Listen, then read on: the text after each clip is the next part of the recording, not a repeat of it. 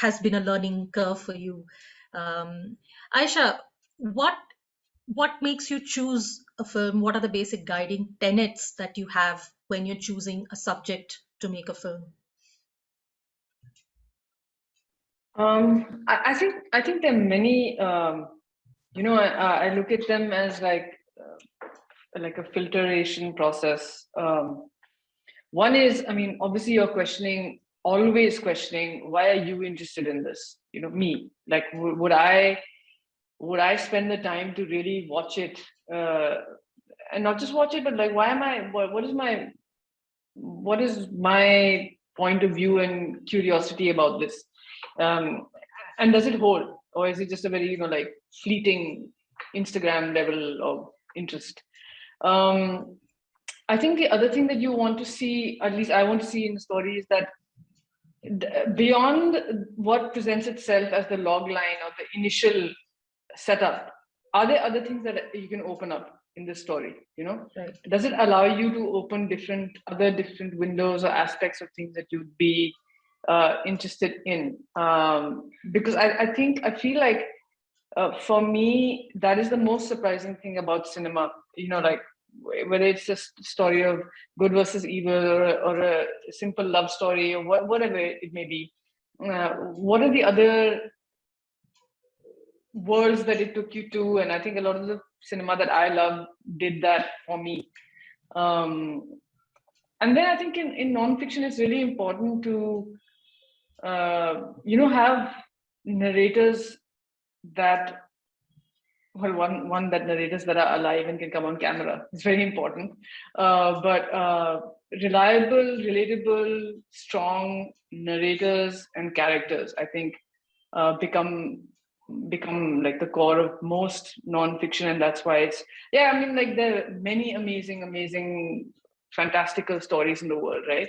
But who is telling those stories? I think those characters are very important as well. Yeah, I think these are some of the things that I look for, like, when thinking about stories to tell. Right. And Rintu, how do you choose whose story to tell, and how do you choose how to tell it, and how much how much do the subjects get to tell the story, and how much of your perspective do you guard yourself from pushing itself into the way of your storytelling?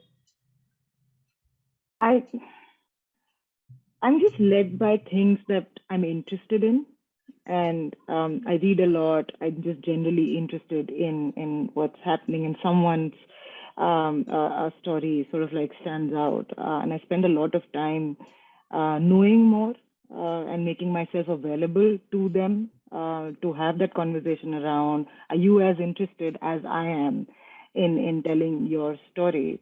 And in the beginning, I think it's very important to also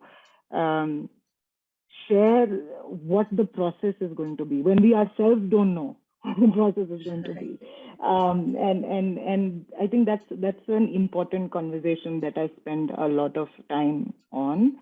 And I'm generally interested in people who are on the margins of power.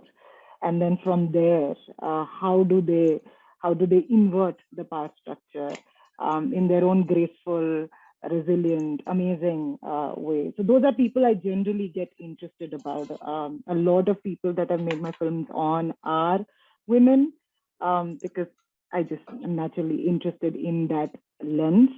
And I think filmmaking, and especially nonfiction filmmaking, is 100% fully subjective.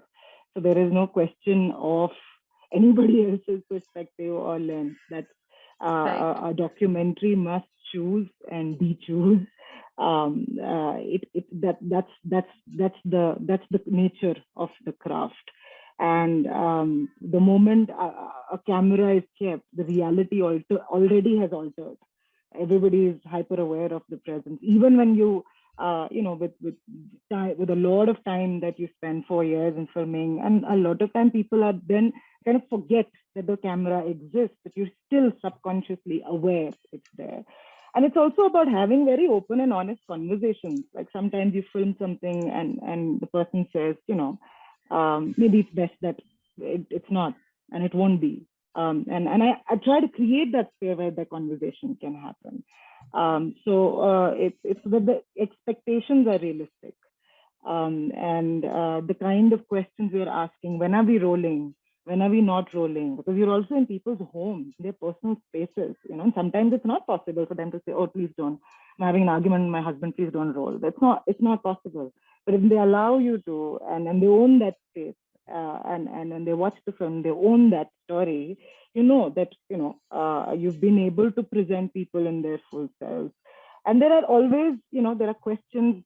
When do you ask them? Are you showing? Are you telling? So I think people that you film with are also taking this invisible body language that you come with, your own worldview that you come with. There's a lot that's happening there, and I also like to be challenged, and I love the aspect of unlearning. I remember doing a short film on women who are training other women to be leaders in local panchayat elections, because in a lot of panchayat elections, women have zero representation. They're actively discouraged from taking that kind of political office.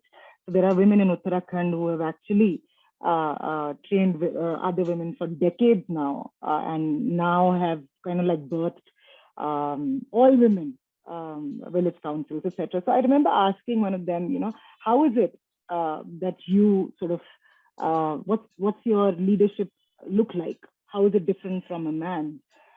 And her answer was so like nothing that I expected. She was just like, how do I run my house? I make sure that everything is accessible to everybody, and I'm also aware of the specific needs. Like children's needs are different from grandparents' needs, and that's how I'm looking at everybody. I just bring that to the village council. There are different kinds of people. There are widows who don't get pension. There are everybody's needs are different, and I need to be aware and cognizant of that. That's it. So sometimes you're expecting, oh my God, like some kind of great philosophical thing would come, and it's really about the brick and mortar, the simplistic, the simple things. I think to be aware, to be just there, and to translate that into a visual language is the space that I'm interested in. Even the projects that I'm developing, I'm trying to be like, it's everyday people who have everyday struggles, and yet have a different model of working with power. That's really my area of interest. Thank you. This is a question that I'm